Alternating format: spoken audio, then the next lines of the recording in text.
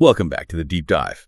Today, we're really getting into some quite intense topics swirling around Israeli politics and, well, military strategy, too. Our source for this deep dive is an interview with Knesset member Tali Gotliv. It's from the YouTube channel C14. And let's just say she's very outspoken, doesn't really hold back on her views about recent events. That's putting it mild. Yeah, so what we want to do here is give you a clear look at these really heated debates, both the legal and political ones and the military strategy discussions happening right now. We're going to do that by focusing on the key arguments, the main points, and some pretty bold proposals that MK Gotliv makes in this interview. It's her perspective, unfiltered. Okay, let's dive in then.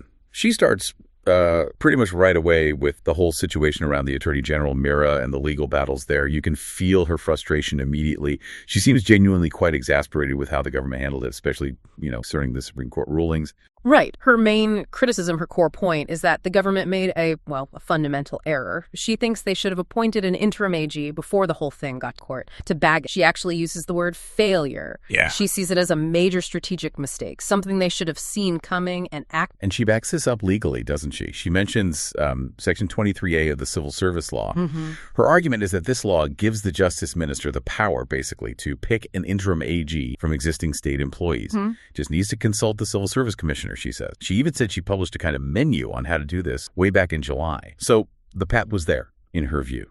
Exactly. And the crucial part of her interpretation, the bit she really emphasizes, is that this specific kind of interim appointment, it doesn't require setting up. So she frames it as clear legal avenue, the government, to use her phrase, win them in their own field. How into it? It wasn't about needing some... Right. And this is where she gets really direct, quite pointed, actually. She tells Levin to, I think the phrase was, detour his ego consideration, accused him of doing half-hearted work. Mm-hmm. And she suggests specific things. One, she thinks he should physically show up at Supreme Court hearings for laws he pushed. She asks, why do I come and you don't? And the other suggestion, even more striking, is that he should use what she claims is his exclusive power as Justice Minister to actually suspend Mira as a disciplinary measure. She gives a hypothetical, like if Mira were to lie to the Prime Minister in a government meeting, calls that a severe disciplinary offense. Suspending an attorney general, that would be huge. And Gotliv knows it. She admits it's never happened. Mm-hmm.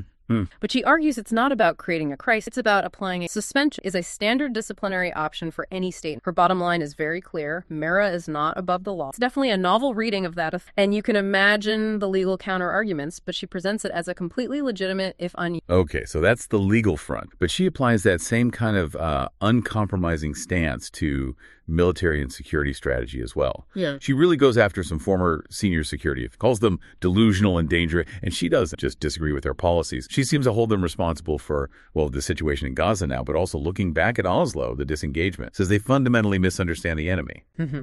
And she specifically mentions a letter they wrote to President Trump. She makes a point of noting that Ashkenazi and Kochavi weren't on that. Her basic argument is that these officials, they just don't grasp the ideology, the core motivations of groups like Hamas or Islamic Jihad. She even brings up historical context like Hajim al-Husseini to argue this isn't new, that there's a kind of long-standing failure to see the enemy for who they really are. And then she turns her focus to the current chief of staff, the Ramak. Her view is very stark. He should stick to military men, only speak in military terms, not get involved in political things like, say, negotiating hostage deals. She thinks his job is solely about achieving military decisive. She even mentions a letter he apparently sent about hostages, saying, no, his role is to provide intelligence for operations, not weigh in on deal making. Right. You see this incredibly sharp line she draws between the military and the politicians. It's almost absolute. For her, the military's job is purely operation. Subdue the enemy, carry out the directives given by the elected government, full stop. Anything else, any comment on policy, any negotiation role, she sees as crossing a line, blurring those essential roles. She wants a return to what she sees as the proper traditional. Okay, so if that's her critique, what's her alternative? Particularly for Gaza, she lays out a plan, doesn't she? And it's pretty aggressive. She advocates for,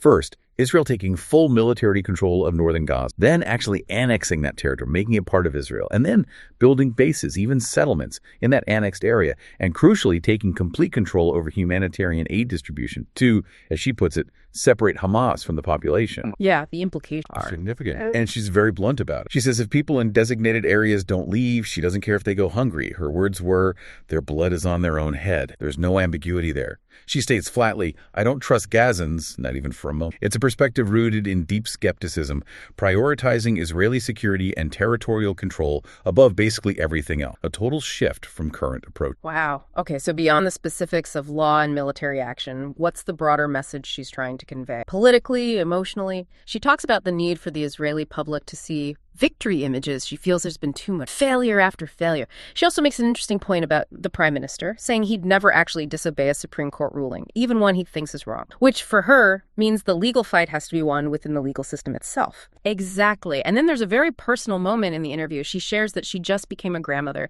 and she uses this personal joy as a symbol of renewal, a message of hope, of resilience for the whole country. She urges people to learn to rejoice despite the difficulties. As the soldiers fighting want the people back home to have routine, joy, pride. Makes you think, doesn't it, about how that personal level, that individual experience of joy fits into the larger national picture, especially in such a difficult time. So wrapping this up, Yeah. what should you, listening to this, take away?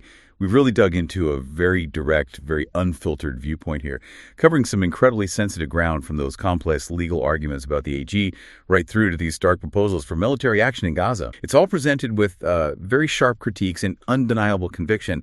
Gives you a real sense of the heat in these debates. It really does. I think this deep dive shows just how intense the internal arguments are within Israeli politics, right? And the very different ways people are thinking about tackle challenge. So maybe something to reflect on is how someone's personal beliefs, their experiences, like MK Gaza, clearly shape the kinds of policy posed. And then how does ripple out, affecting that complex dance, law, politics, force in a region that's always dynamic. There are fundamental philosophies seeing that clash happen.